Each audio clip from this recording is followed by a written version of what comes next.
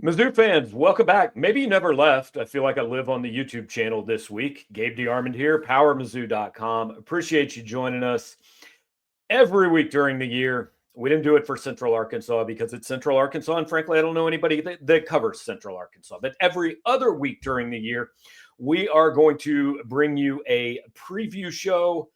And we're going to talk to somebody that does cover Missouri's opponent that week all year long. These shows, as well as our post-game shows, going to be brought to you by America's oldest brewery. That is Yuengling. We are going to have a little pregame get-together on Saturday before Mizzou KU. Yuengling going to help us out with that.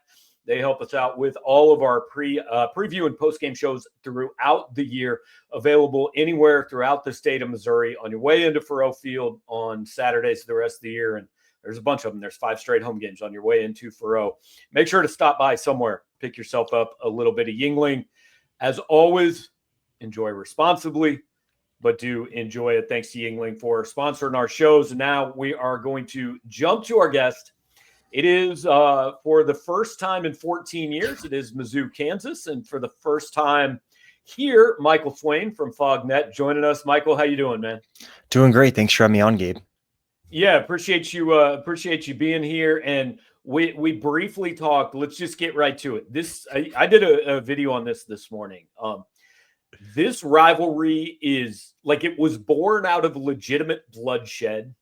One state's people burn the other town to the ground. There's cheating, there's fighting, there's everything. And all week long, all any of these coaches are doing is just being so nice about the other side. What's going on, man? Yeah, I think there's a big idea, I think, that people don't want to give the other team bulletin board material. And Right. I think Lance Leipold probably set the tone with that on Monday. And then if you listen to either of KU's coordinators, you'd think, KU's going to play the 2019 LSU. And you can listen to Drinkwitz, and it's the same thing. Kansas is some Nick Saban Alabama team. Like it's been very interesting to listen to all the different coaches and looking at, what Drinkwitz said and even what the players said. Like it's almost like as the players walked in, they were told, don't say anything. Guarantee they were told that. Yeah, exactly. So it's made for an interesting week. And, there have been some more barbs during a K-State game week. And I think that rivalry is a different level, I think, lower than the Kansas Missouri rivalry is. And so I think there's just been a whole idea at the start of the week that nobody's going to give anyone anything and they're going to go play the game and then move on. And look, I don't know Lance particularly well. Obviously, these teams haven't played since he was at KU. So he does not strike me as a guy who does a lot of the stir in the pot and gives you a lot of exciting quotes anyway. I thought we might get something out of Eli Drinkwitz. Like I went into the press conference prepared to ask him if he had any signs that he was going to bring to this game because he brought one to the basketball game a couple years ago. But you just kind of read the room and you're like, well, I'm not going to get anything out of that anyway. So why fire a bullet that's just going to make somebody mad? But is Lance a guy that's pretty understated most of the time anyway? Yes, very much so. And I think that especially in weeks like this, like you can just tell usually the first couple questions and answers of what kind of the vibe of the press conference is. Is he making a joke about one of us sitting in the front row? Like if he is, then you're like, okay, he's loose today. It's a game that they feel comfortable with. And then K-State week, I remember Texas a couple years ago when it gets very mundane is when you're like, okay, he is serious this week about what this game is. And so you really got that feeling.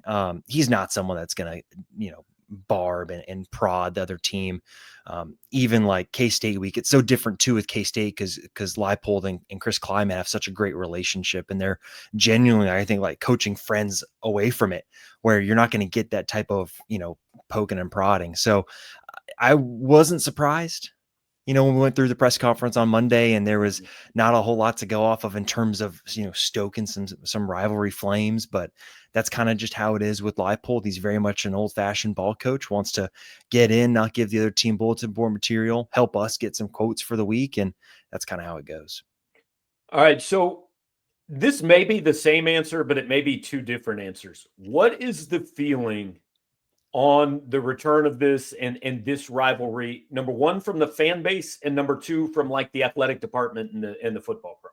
Yeah, I think, well, fan base wise, it's definitely mixed feelings. I think there's Mhm. still some elements of why is this back and cursing Jeff Long for doing this. I think then there's also another element of the fan base that's excited to have it back. You can look back at, yeah. Let me explain the people that are upset about it. Is it just you left the league and that still makes us mad? Like I don't. And there are some Missouri fans. Don't get me wrong. I think it's a minority, but there are some Missouri fans that say no, we left them behind and we should never play them again. But I think that is a very minority feeling. Yeah, I think that's probably part of it. I think another part of it is what is there to gain for either team.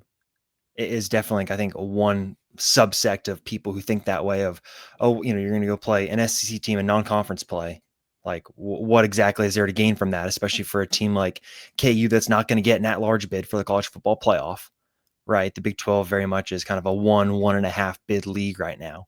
So I think there's that subsect of it, of the way people approach it. And then I think the other subsect is excited for it, right? You have another rivalry game, and it's one that you think back to, kind of the late 2000s, 2007, 2008, right? Some great games. And then obviously with Turner Gill, it wasn't necessarily very good at all. Right. And it would have been even worse if it had continued into the Beatty years and all of that. But Right. I think there's also just, I think you're seeing a lot of mixed feelings right now. And I think you're seeing people get back to feeling what the rivalry was. And Gabe, it's so different. The players right now It were in is. grade school.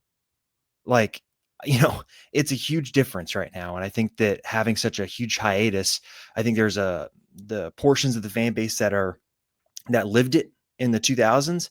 And then there's a lot of the younger fans, people kind of my age, late 20s, early 30s, who didn't really feel it outside of being a kid. And so I am very interested to see what kind of the atmosphere is like, especially around some of the younger fans and how much vitriol there really ends up being.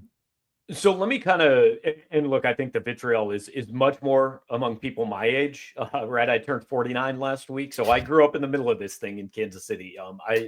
I know what this was and at its best. I mean, I covered the 2007 through 2009 football games. I covered the 2012 basketball games and all that. So I know what this thing was. But let me present the counterpoint to kind of both of those things you said about the people who don't want it back. Number one, what is there to gain? Well, I'll tell you, if you say the Big 12 is a 1.5 bid league, you maybe finish second in the Big 12 and you have a non-conference win over an SEC team that's pretty good. That might be better than anybody else in the Big 12 has.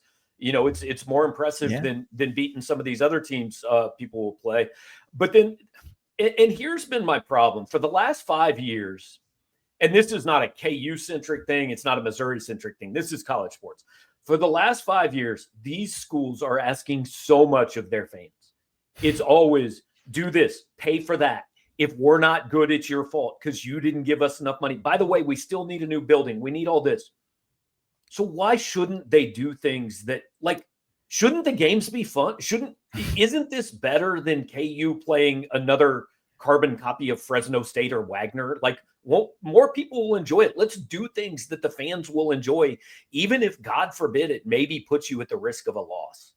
Yeah, and it's a good measuring stick game too, right? I think for KU fans, at least you can look at really the last kind of 5 years and how far the program's come. And I think you can look at like the Arkansas bowl game, right, as being kind of one of the first measuring sticks. Man, KU was outmatched in the trenches, but Jaylen Daniels had an incredible kind of second half of that game into overtime. And then you can look at maybe like an Illinois game in 23 or 24 of playing a Big Ten team. Hey, KU hung physically in that game, and now playing Missouri. Well, I'll tell you what, their front six is going to be the best KU probably plays all season. And so it's going to be a great measuring stick for KU's offensive line. And I think you are right in terms of fans deserve fun games because so much of it has become transactional. I don't know how Missouri fans feel about it, but I know KU fans with basketball or football, man, it's hard to get to know your team right now because it's guys coming in. Really, this is the first year for football, at least, that there's been a whole new roster, a bunch of new guys you have to learn. And especially with basketball, how much turnover there is there.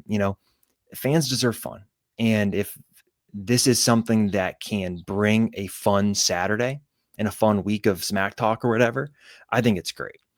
But again, And you get back then to the question of, what, some people would say, oh, well, what's there to gain?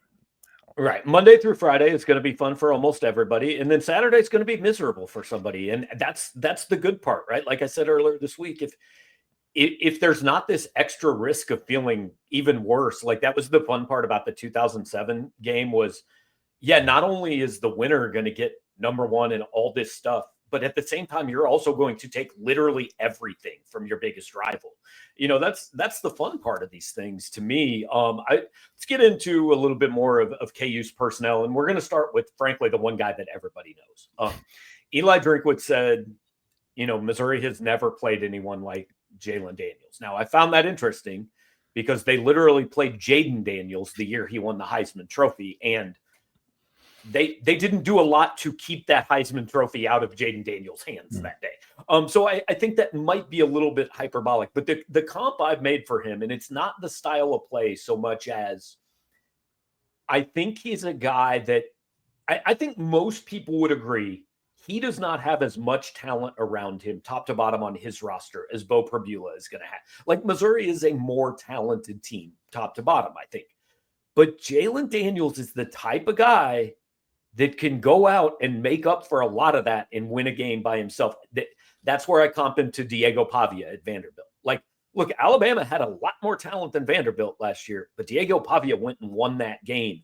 And I think when he's healthy and playing well, Jaylen Daniels he's going to do that to somebody. Like, he's going to wreck somebody's year this year. Yeah, when Jaylen Daniels goes kind of supernova, right? Those are the games when you really see the talent. Like, I think about Illinois in 2023. I mean, that was one of the more dominant performances I've seen from a KU quarterback in a very long time. And then obviously he was dealing with the back injury, then misses the rest of the season. Last year has the rust. And then kind of back half of last season, you saw kind of the Jaylen Daniels that you'd seen flashes of before. And man, he going into this year, the chatter's been at least that, hey, he's kind of approached this year the most diligently he has, and he's in the best quote unquote shape, right? He didn't have any sort of injuries, doesn't have any sort of niggles, right? He's just in a very good spot. And you can look at the Fresno State game and how good he looked. Was he really challenged that much? Not really. But you look at the dual threat ability he has, and I think last year, not to, for KU fans that are watching, they'll say, oh, why are you bringing up Jeff Grimes? Well, the whole Jeff Grimes debacle was that he kind of tweak some of the things that KU was doing, and it kind of limited what Jaylen is really good at. And that's kind of the quarterback option game, using his legs and keeping defenses off balance. KU brings back, Matt Lubick, and they're expected to run a lot more of the quarterback option this year and really making Jaylen more of a dual threat quarterback instead of kind of a 3-quarter pocket passer, 1-quarter runner. More maybe 50-50 in terms of just your threat every single time he touches it. What is he going to do? And Jaylen, I think when he is playing at his best, just elevates everyone else around him. The offensive line, man, he can make up for it because if guys get in the backfield, he has that short area quickness to make a guy miss. All of a sudden, he can look up and find someone deep down the field, and it's an explosive play. So he's just the guy that I think for this KU offense over the years, it's the rising tide that lifts all boats. When Jaylen is playing at his best, man, he just makes everyone else around him better and takes so much pressure off of them as well. So I don't want to overrepresent this. I did not watch any of the Wagner or Fresno State games. They frankly looked very uninteresting and proved to be very uninteresting. The impression I get is if there's a concern for Kansas, it is the offensive line. Is that accurate? And how has that group played and does it need to get better?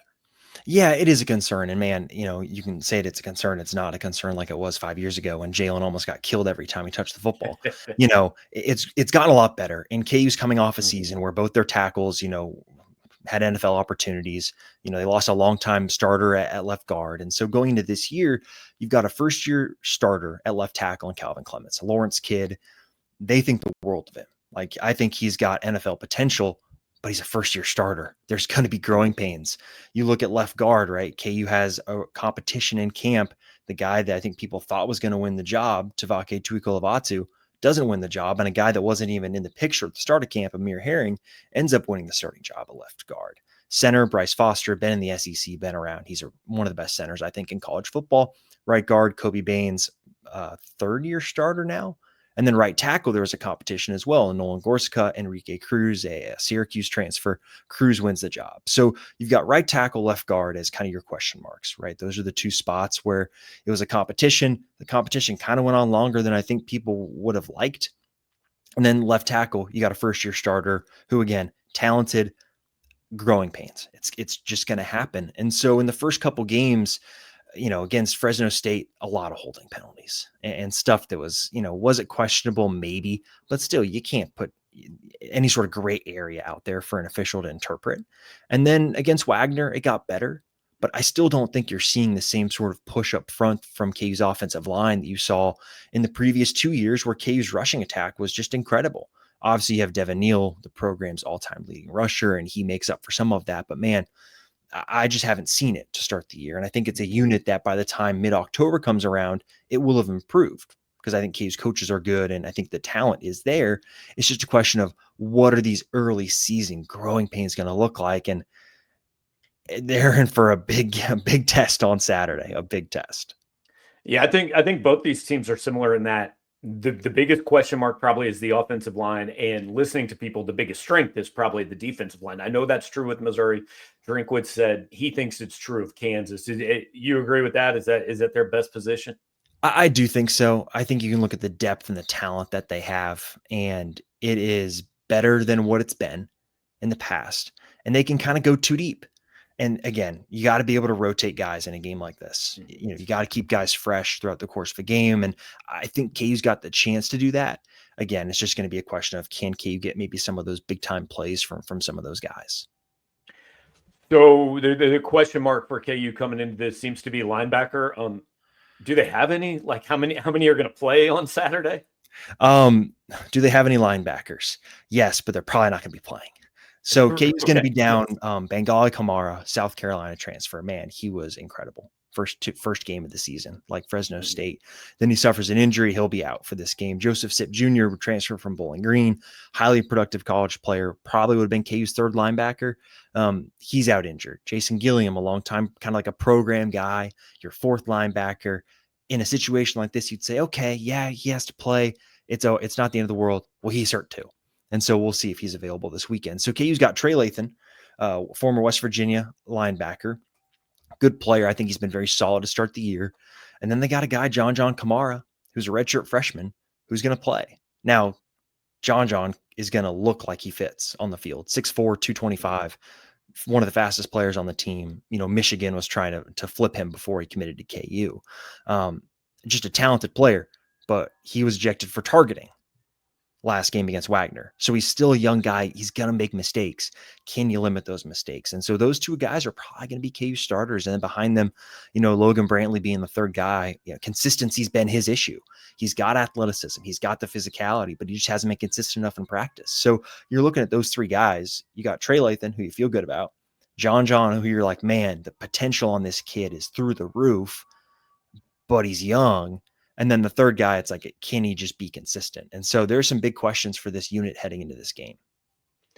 So anytime I do these, I don't necessarily put anybody on the spot and say, give me a prediction. If you want to give a prediction, I don't care. Go ahead. That's fine. If you want to put yourself out there to, have people mad at you on one side or the other.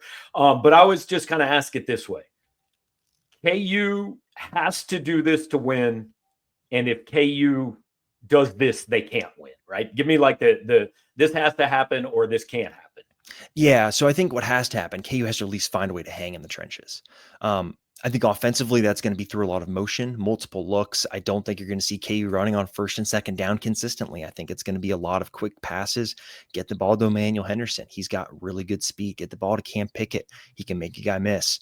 And then get into kind of your second or third and shorts, where then maybe you'll see some run game. I think KU's got to keep Missouri's kind of front six or front four off balance. I think defensively for KU, right, you can't let the Missouri run game get going because all of a sudden you can look up and Prabula's running it. And, the running back depth, I think Missouri has, you can't let those guys get going.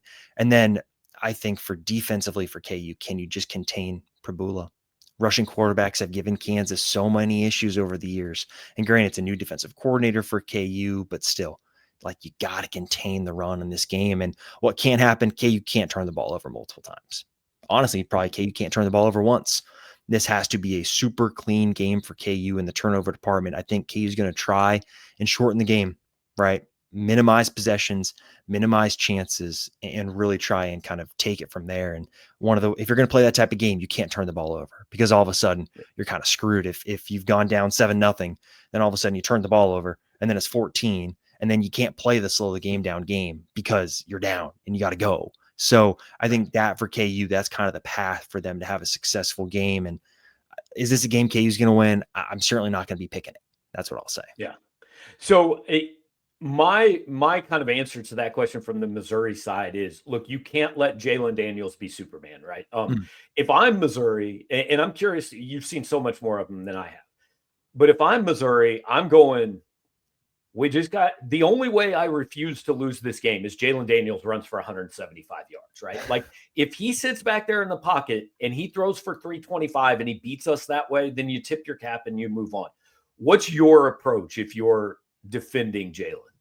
Yeah, I think you got to make him force it. You got to put him in spots where he feels like he has to make a play. That was such a big theme of last year, and man, Jalen Catalon can talk to that. From his time at UNLV last year, Jalen was pressing so hard early in the year, trying to make up for lost time, and just made bad reads and bad throws and bad situations. If you're Missouri, you want to try and get Jalen in spots where, man, he feels like he, like you said, has to be Superman. And it's in those spots where I think you've seen some of maybe the frayed edges at times. You think about the K-State game, the way he fumbles as he's trying to get a first down. When Jalen tries to make too big of a play in a spot where a simpler play can do, that's when he finds himself in trouble. And so I think for him, like, you've just got to make him feel like he has to make the big plays. I think for Missouri, that's going to be getting up early and really, I think, starting to crank up the pressure on him, or then all of a sudden maybe the gears start to turn a little faster. All right, so last one, and I intentionally saved this one for last because I think it's very interesting, and I will give you my answer after you give yours. I'll give you my answer from the Missouri side, but it's 2025. Who's Kansas's biggest rival? Well, I'll tell you what, that's going to get you a different answer depending on who you ask. Right. That's why I'm asking. For me, I think I still would probably say Missouri, honestly, because the K-State rivalry said that it's different. The K-State rivalry is just different. And I think the Missouri rivalry is still the one that has the most vitriol. It's kind of like going from being neighbors with K-State to being like enemies with Missouri. I think that's how a lot of people think about it. And that's definitely the feeling I get being around it. And I think it's the same from the Missouri side. The majority of people are still going to say, no, KU's the rival. I mean, the SEC's tried to get this Arkansas thing going, and frankly, Arkansas just hadn't been good enough in football to make it matter. If Missouri can beat Oklahoma a few times in the next, like, Oklahoma's never going to look at Missouri as the rival, right? But that's a game Missouri fans will point to. But I still think, the majority, at least 51% of Missouri fans are answering Kansas to that. So is this something you'd like to see made an annual deal, or are you good with this as whatever, 2 years or 4 years and move on and maybe come back to it? Yeah, that's a good question. I covered Iowa State for a little bit, and being around the Cy-Hawk game there, right, that has some juice every year. Right. I'd be okay with it. I think I'm interested to see what happens with obviously SEC scheduling and how they're going to handle that. I'd be okay with it though. I think it'd be very interesting to have an out of conference SEC type of game that you have every year. And obviously scheduling around that would be, can be a challenge at times. Does the Big 12 have the rule that you have to play a power conference team in the non-conference? Because the SEC has it. Yeah. So then it would work out perfectly fine. Makes sense. It would work out. Yeah. You do the Clemson, South Carolina, Louisville, Kentucky, Iowa State type thing, where this is just, and I hope Oklahoma and Oklahoma State figure out how to make it happen. And these are fun games for people. Yeah. And guess what? Here's the thing. If there are no rivalries in college football, it's just turning into the NFL, and that's what makes it fun, is the fact that there are rivalries where people go into the workplace and you're sitting next to a K-State fan, or you're sitting next to a Missouri fan, or if you're in Iowa, it's Iowa and Iowa State. That's the stuff I think that gives college football juice. It's not these neutral site games where, Virginia Tech's playing South Carolina. Like, who cares? These are the games this weekend that have a lot of juice, and I think that's what makes college football just fun. And let's be honest, teams that need to think more about out of conference scheduling are okay. If you're in the mix for the playoff every single year and playing Clemson in the non-conference might keep you out, then okay, Sure. think about it. But let's be real, man. These are not programs that, and I know Missouri fans have that goal and they hope that they are turning into a program that can talk about it regularly, but they haven't been in the past. KU hasn't been in the past. Like, don't let it be, oh no, we might lose a football game that keeps you from doing it, right? Yeah, don't become Indiana and what they're doing with their schedule. Amen. Like, that's so Amen. lame. It's so lame. Yeah. Like, Indiana fans, you're paying for your season ticket, and who are you going to go see? Like, come on. And so, honestly, my thought with this, with the border war, border showdown, whatever you want to call it, this first game should have been at Arrowhead, just because that would have been really fun to get an old throw it back to 2007, get that feeling, and then go to campuses. See, I'll fight you on this one because like 2007 at Arrowhead was amazing, and 08 and 09 were actually pretty good. But man, like I was there for those last two, and they were depressing. Like it was 45,000 people, and nobody really cared. And like 2007 was such a confluence of circumstances. I kind of like the only thing I wish I think, and I understand why this one's in Columbia and the next one's in Lawrence, because I think that was a trade-off for okay, KU gets the first home basketball game, we get the first home football game. But KU has their new stadium this year. Missouri's will be ready next year. I think it would have made a whole lot of sense to flip this and hey, Mizzou's playing in KU's new stadium, and then KU comes and opens Mizzou's new stadium, but I like it on campus. Yeah, well, and then also next year there's gonna be limited capacity for the KU game. So that's a whole different situation construction-wise. And there's limited capacity here this year. Yeah. So again, in my mind, I'm like, okay, you can go to Arrowhead, then you go to Mizzou, and then you can go to KU. And by the time, what year would that be? 2027, it would be all done for KU. And it could be the first real game that's out of the fully completed stadium and all that. But yeah, still, it's going to be interesting to see kind of, watching the construction for Missouri. It's been interesting to see how they're handling that because KU is going to be in a very similar spot next year. Yep. Well, regardless of where they play it, I'm glad it's back. I think most people are glad it's back. Definitely appreciate your time, man, and we'll look forward to seeing you on Saturday. Awesome. Thanks, Gabe, for having me on. All right. Appreciate you. That's Michael Swain from PhogNet. You can check their coverage out again on the 24/7 network. You can read the message boards. You can't post, man. You can't go over there and start fights or anything, but you can read it. We encourage you to do that. I'm sure people will be doing it after the game on Saturday. Once again, I want to thank Yuengling, our presenting sponsor, for all our preview and post-game shows. Make sure game day, pick yourself up a little, have it during the game, drown your sorrows, or celebrate after the game, whatever it may be. America's oldest brewery. I personally like the Black and Tan, which I think you can maybe get in stores now, but the original's good. The flight's good to take out on the golf course. So whatever it is, grab some. While you're here, like, comment, share, and subscribe through the weekend. 60% off over at powermizzou.com. So if you're one of the freeloaders that watches me here but doesn't read me over there, go do that. Save 60%. Appreciate you. Talk to you next time.